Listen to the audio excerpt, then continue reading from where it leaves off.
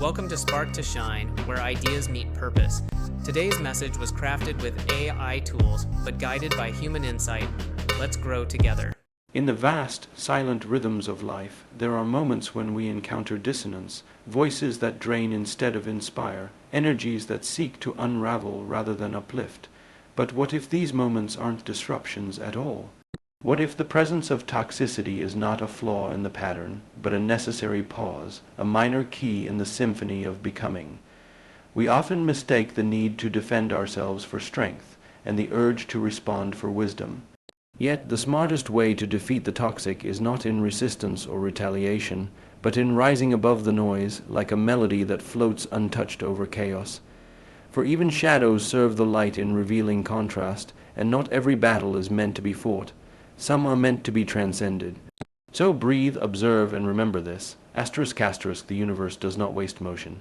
Every silence, every storm, every scar, it's all part of your becoming. You are not merely surviving. You are symphonically unfolding. We live in a culture that confuses noise with strength. We're told to speak up, to stand our ground, to fight back, but what if the smartest way to respond is not to respond at all? See, there's a kind of strength that doesn't announce itself. It doesn't shout, it doesn't retaliate, and it certainly doesn't stoop to the level of toxicity. It waits, it breathes, it observes, and in that silence it disarms, because the truth is, toxic people thrive on reaction. They live for that flicker of emotional instability in you, the tightening jaw, the raised voice, the quick reply. It's not about the content of your words, it's about the fact that they got inside, they made you react, but silence is untouchable, it's not passive, it's not avoidance, it's power under control. I'm not talking about the kind of silence that comes from fear or suppression, that kind of silence caves in on itself. I'm talking about the deliberate, grounded silence that comes from someone who knows exactly who they are. Someone who understands that not every battle is worthy of their energy.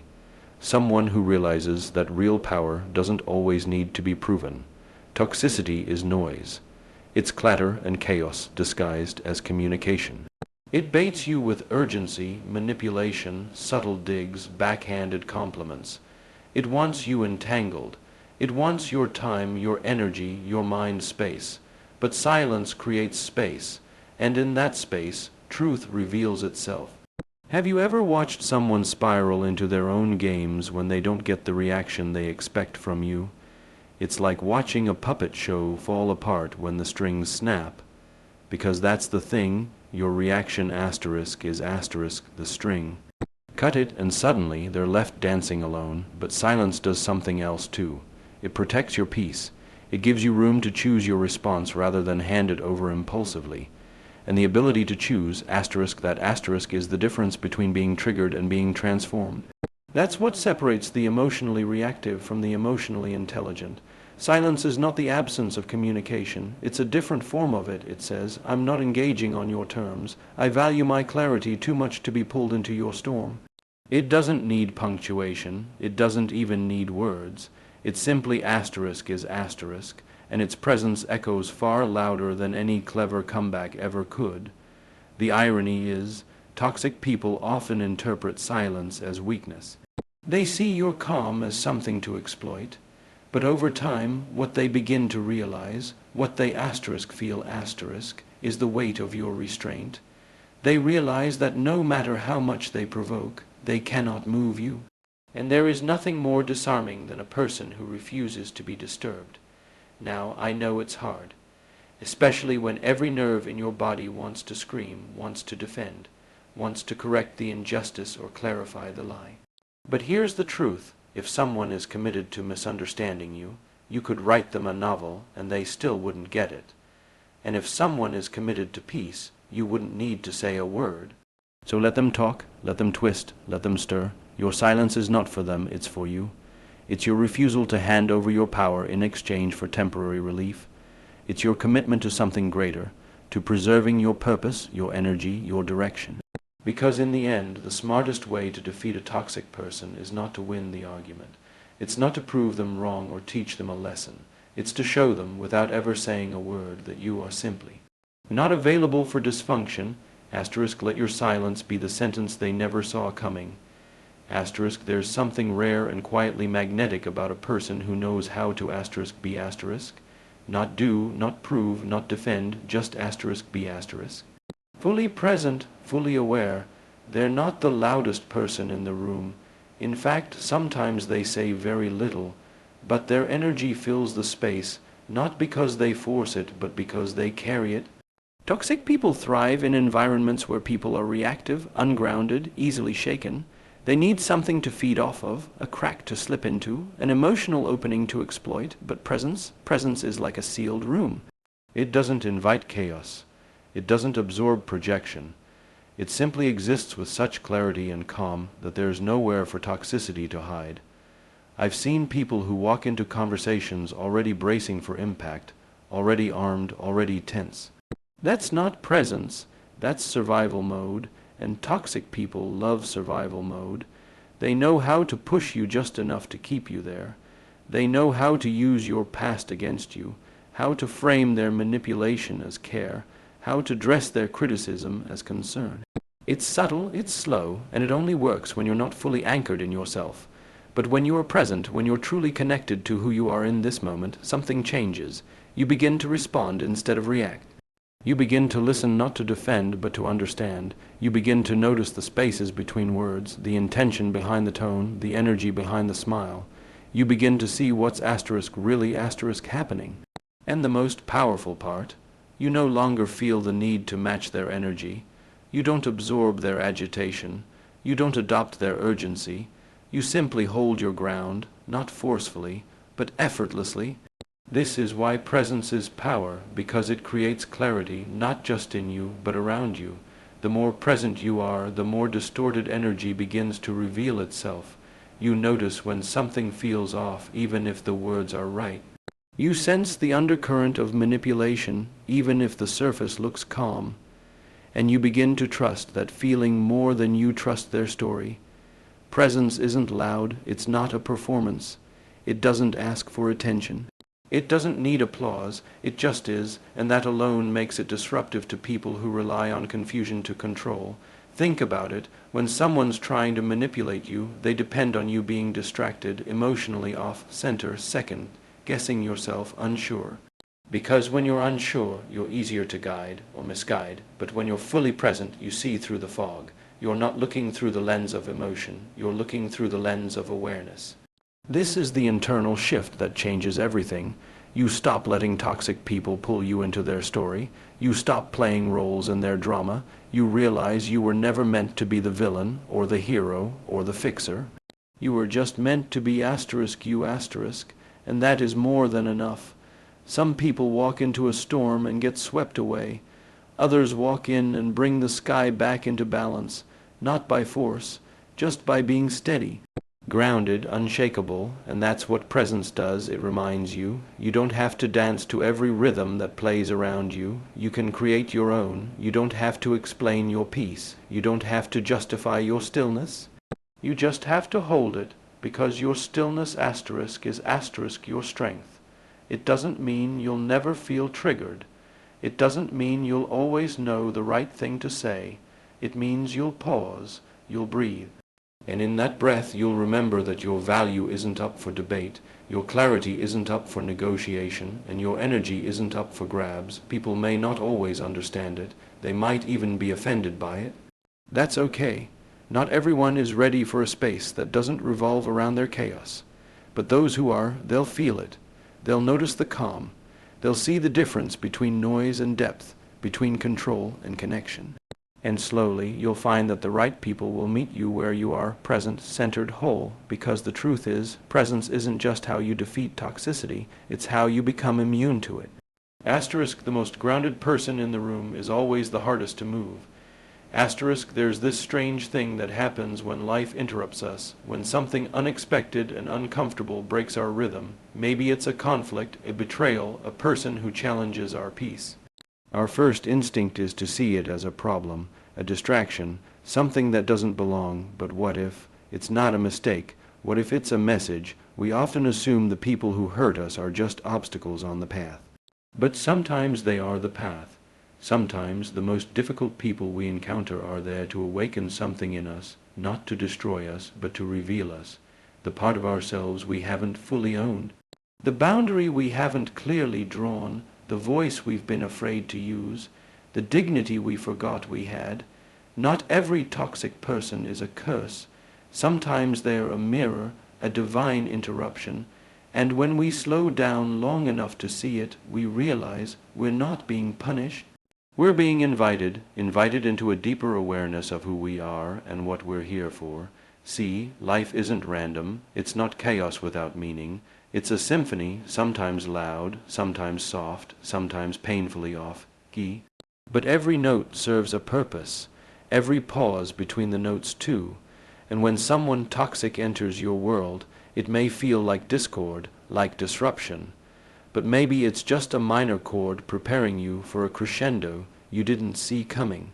I've met people who spent years trying to escape toxic patterns, only to realize they were repeating the same loop, different names, different faces, but the same wound playing itself out.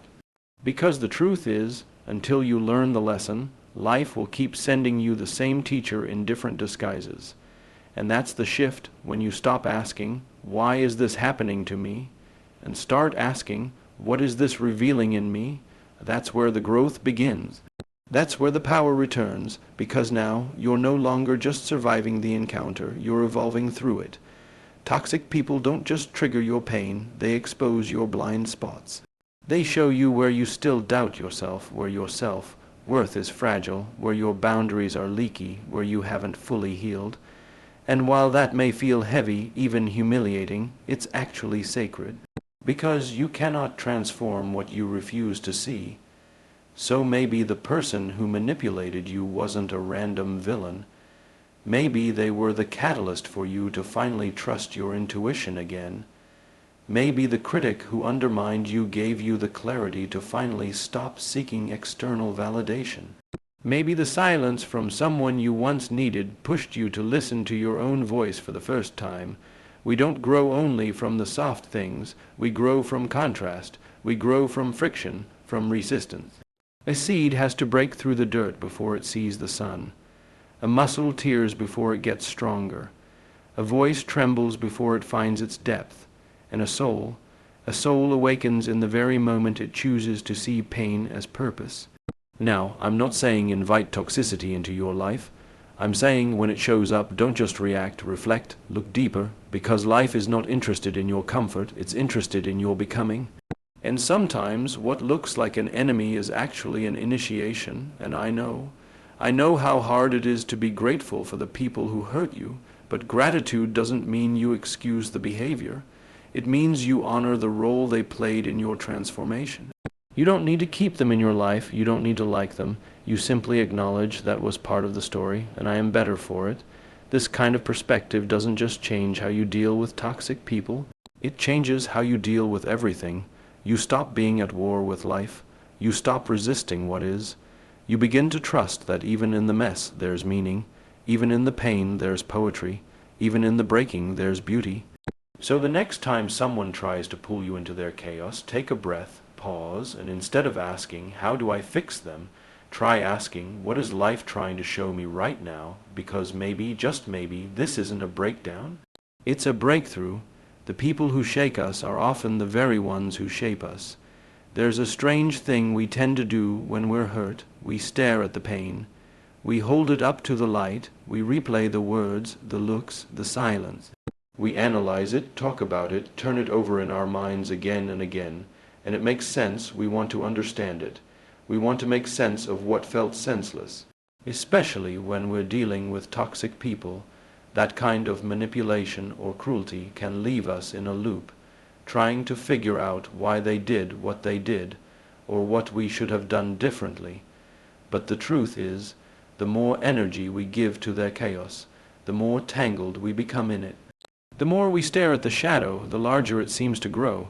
What if the smartest thing we can do in those moments is stop staring, not because we're ignoring it, not because we're pretending it didn't happen, but because we've realized that fighting darkness doesn't produce light, staring into a storm doesn't calm it, and obsessing over someone else's dysfunction doesn't bring us closer to peace. It only keeps us orbiting around something we were never meant to carry. We've been conditioned to think that justice looks like confrontation, that healing looks like closure, that strength looks like standing your ground face to face, and sometimes it does. But most of the time, what it really looks like is something much quieter, like turning your gaze away from the problem and toward your purpose, not because you've given up, but because you've chosen something better. Because the truth is, toxic people don't need your energy to exist, they need your attention. That's how they stay in control. They keep you thinking about them, talking about them, reacting to them. And the more you do, the more you stay connected to a reality they design. But when you stop feeding the fire, when you shift your focus entirely, not toward revenge, but toward your own evolution, something incredible happens. The grip loosens, the noise fades, and you start to remember who you were before the disruption. You start to reclaim your own rhythm, your voice, your joy, because energy is currency, and every second you spend thinking about someone who tried to break you is a second you could spend building something beautiful instead. Don't fight the shadow, turn toward the light. That's not a poetic metaphor, it's a strategy, a powerful one, because what you water grows. And if you water bitterness, resentment, confusion, that becomes your garden. But if you water curiosity, creativity, healing, that becomes your garden, and one of those gardens will feed you, the other will starve you. Now, I want to be clear, this isn't about denial. It's not about pretending someone didn't hurt you. It's about recognizing that the best revenge isn't punishment, it's transformation. It's building a life so rooted in peace that their chaos has nowhere to land, and that kind of life takes discipline. It takes clarity, because the world will constantly try to pull you back into the drama. You'll have chances to clap back, to make your point, to prove you were right. But the more you grow, the more you realize, proving something to someone who already decided not to see you clearly is a waste of your brilliance. You don't need to prove your worth, you just need to live it. You don't need to explain your peace, you just need to protect it, and you don't need to fight for light, you just need to face it. We can't always control who comes into our lives, but we can always choose what we give our energy to. And sometimes the most powerful thing you can do is turn your back, not out of bitterness, but out of vision. Because there's something ahead that's far more important than what's behind you. That thing, it's your becoming, so let the shadows fall where they may, let the noise pass, let them talk, let them twist, and while they're busy watching the past, you keep walking toward the future. Your peace isn't found in fixing the storm. It's found in walking toward the sun. Boundaries are one of those things we don't talk enough about, or when we do, we reduce them to something harsh, walls, ultimatums, cutting people off. But that's not what real boundaries are. At least, not the kind that help us live in alignment. Real boundaries aren't about pushing people away. They're about protecting what matters most, our values, our energy, our sense of self. And here's the thing, boundaries aren't just personal. They're philosophical, they're spiritual, they're architectural. They are the structure within which we build a meaningful life. Without them, everything starts to collapse. The lines blur, the energy leaks, and before we know it, we're living in someone else's story, playing roles we never agreed to, reacting to emotions that aren't ours, getting swept up in chaos that we never invited in. That's what toxic people do best. They don't just cross lines, they erase them, slowly, subtly. At first it feels like compassion, like giving someone the benefit of the doubt, or being flexible, or choosing peace. But then you start to notice you're shrinking. You're questioning yourself. You're explaining things that don't need explaining. You're apologizing for having needs, for needing space, for simply being human. And before you know it, your life doesn't feel like your own, but the beauty of boundaries is that they help you come back home to yourself. They say, this is where I end and something else begins. This is what I will allow. This is what I will not as punishment, but as preservation. See, when we think of boundaries only as protection, we miss something deeper. Boundaries are design. They're how we shape the flow of our lives. Like the banks of a river, they give direction to our energy. Without them, we just spill out everywhere, trying to be everything for everyone, saying yes to things that drain us, tolerating behavior that breaks us down. But when we honor our boundaries, we begin to channel our energy toward what actually matters: our creativity, our purpose, our peace. We stop firefighting and start building, and it's not always comfortable, especially if you've gone your whole life pleasing, or if you were taught that love means self-sacrifice. Setting a boundary might feel like rejection, like you're abandoning someone, but what you're really doing is refusing to abandon yourself. And that's the shift when you stop asking, will they be okay if I do this? And start asking, will I still be okay if I don't? Toxic people will almost always resist your boundaries, not because they don't understand them, but because they do. They understand that the moment you draw that line with clarity, the game is over. They no longer get to twist your words, pull your strings, or weaponize your empathy. They don't get to control the narrative. And that's why boundaries aren't just healthy, they're necessary. They are the moment you stop negotiating your worth. They're the invisible scaffolding that holds up your integrity, your sanity, your future. It's not about shutting people out, it's about letting the right people in.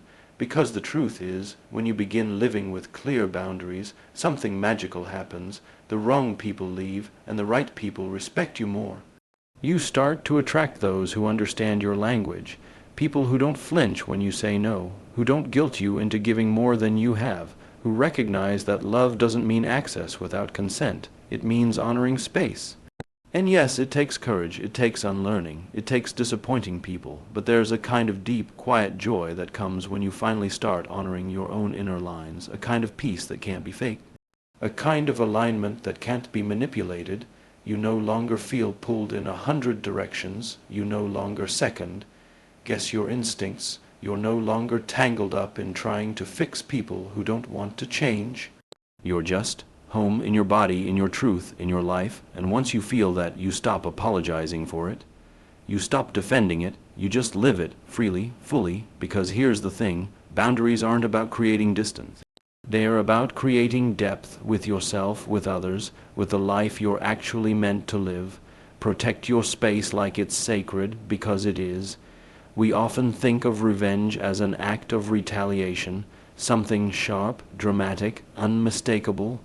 We imagine the final word, the slam of the door, the mic drop, but the smartest kind of revenge isn't loud. It's not theatrical. It doesn't need to be seen or heard. The smartest revenge is becoming whole. Toxic people operate from lack of awareness, lack of self-respect, lack of peace. They pull you into that same lack because it's the only world they know. And when you start rising out of it, when you start choosing growth over drama, silence over shouting, clarity over confusion, it threatens the very foundation they stand on, because now you're no longer playing the part they cast you in. See, toxicity survives in the cracks, in the places where we still doubt ourselves, where we feel unworthy, unseen, unfinished. But wholeness is sealed, it's complete. It says, I'm not perfect, but I'm no longer bleeding in places you can reach. I'm not chasing your approval because I've already returned home to myself. That's the kind of energy they can't compete with, because it's not reactive, it's not defensive. It just is, and the thing about being whole is, you stop needing the apology. You stop needing the closure. You stop needing them to understand what they did or validate how you feel. Not because it didn't matter, but because it doesn't define you anymore. Your healing isn't waiting on their recognition. It's already happening right here inside you in the life you're building without them. You're no longer proving anything, you're living it. This is where the journey starts to feel different. You begin to notice that what used to trigger you now just passes through. What used to keep you up at night now barely echoes, not because you've hardened, but because you've softened into truth, and truth doesn't flinch. It's tempting to think that the best way to win is to outsmart, outshine, outlast. But the real win isn't in beating them, it's in becoming so aligned, so deeply rooted in your own peace, that they no longer exist in your emotional landscape. It's not erasure, it's evolution. Toxic people want access. They want to know they still have space in your mind, your heart, your world. And when they realize that they don't, when they see you creating, thriving, building joy without needing to be loud about it, that's the real message. No caption needed, no announcement made. You just quietly, steadily become someone they no longer recognize, because you are no longer shaped by their story. And that transformation doesn't just heal you, it inspires everyone around you. People feel it. They feel the difference between someone who's still tangled in the past and someone who's walked through the fire and came out whole. You become proof that healing is possible, that peace is real. That power doesn't always roar, it often whispers. There's this phrase I love, let your success be your silence. And not just external success, the kind people post about, but the internal kind, the kind you can't always see, but you can feel. The kind that comes from knowing you didn't let someone's darkness dim your light. The kind that comes from reclaiming your voice, your rhythm, your worth. You didn't stoop, you didn't spin, you didn't need revenge. You just rose, and that kind of rising, the quiet, grounded, graceful kind, is the most disruptive thing you can do to a system built on dysfunction. Because you're no longer available for the cycle. You're no longer responding to the bait. You're building something so real, so whole, that it makes the games obsolete. So if you've been waiting for the moment to prove yourself, this is it, not in confrontation. Not in control, but in becoming. That's where your power lies now. Not in what they see, but in who you are and how fully you've chosen to live. The smartest revenge isn't proving them wrong. It's becoming someone they can no longer reach.